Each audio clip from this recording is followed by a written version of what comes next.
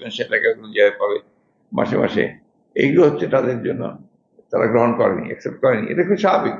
আগে আমি একটা সুবিধা ভোগ করতাম, সেই সুবিধা থেকে আপনি আমাকে সরিয়ে দিয়ে তার নিচে নিয়ে যাবেন, তো মানে হয় না। আর সবচেয়ে শিক্ষকদের ব্যাপারটা খুবই সেন্সিটিভ এই জন্যে যে তাদের তো অন্য সোর্স অফ ইনকাম নেই। অন্যান্যদের চুরি চামারি দুর্নীতি বহু কিছু থাকতে পারে, তাদের তো সেটা নেই। তাদেরকে আমরা বাধ্যই শুধু এই বেতনের উপরে তাদেরকে নির্ভর করতে হয়। এই জন্যই তারা অনেক বেশি বিক্ষুব্ধ, এবং তারা মনে করে যে এটা তাদের অত্যাচার নির্যাতন মতো একটা ব্যাপার দাঁড়াবে, সেই জন্য তারা করেছে। আমাদের অবশ্যই এই ব্যাপারে আপনার পজিটিভ ব্যাপার থাকবে, অর্থাৎ আমরা যদি কখনো সরকারে যাই আর এটা যদি তখন পর্যন্ত টিকে থাকে, এটা আমরা বাতিল করবো।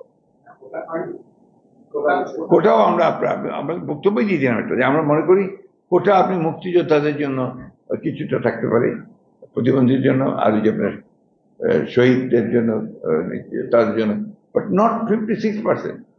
এটা আপনাকে বড় জোর 5 to 10% হতে পারে, এর বেশি হলে তো আমি। এখন তো মুক্তিযোদ্ধারা আপনার বেশিরভাগই হচ্ছে আপনার যে 30%, এখন যেটা আছে আর কি। এখন তো এমনিতেই আপনার মুক্তিযোদ্ধারা তো নাই, প্রায় বয়স শেষ হয়ে গেছে। আমাদের বয়সের মতো যারা কিছু তাদের সন্তানেরা আছে, তারা পাবে, সেটা তো আপত্তি নেই আমাদের।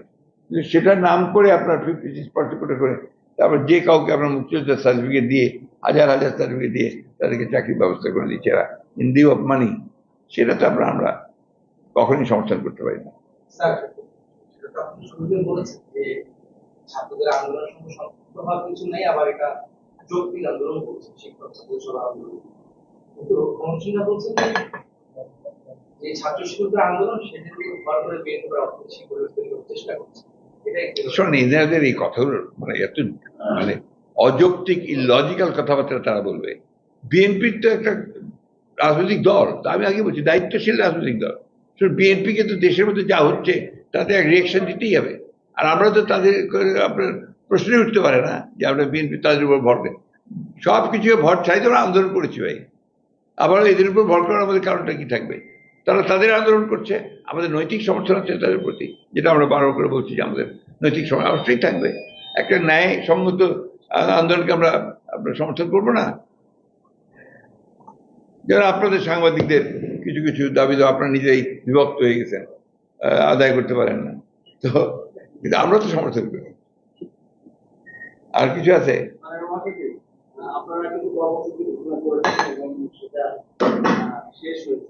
এটা নিয়ে আর যাই না, আপনারা আমাদের সোমবারে মিটিং আছে, মিটিং এর পরে আপনারা জানতে পারবেন।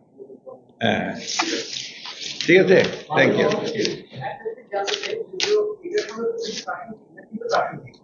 আজকে 14 বছর আগে আপনারা যখন বিরোধিতা দেখছিলেন, তখন আমাদের সংসদ সদস্যের বিরোধীদের গ্রুপের উপরে সংসদ ভবনের সামনে হামলা হয়েছিল, তার 14 বছর মামলা হয়েছিল, কিন্তু এটা হয়নি, উল্টো তাদের বিরুদ্ধে মামলা হয়েছে। তো ওখান থেকে তো শুরু। এখন বর্তমানে পুলিশ কর্মকর্তাদের যে ধরনের দুর্নীতি বা যে ধরনের তথ্য আমরা পাচ্ছি, এই যে বিচার না হওয়ার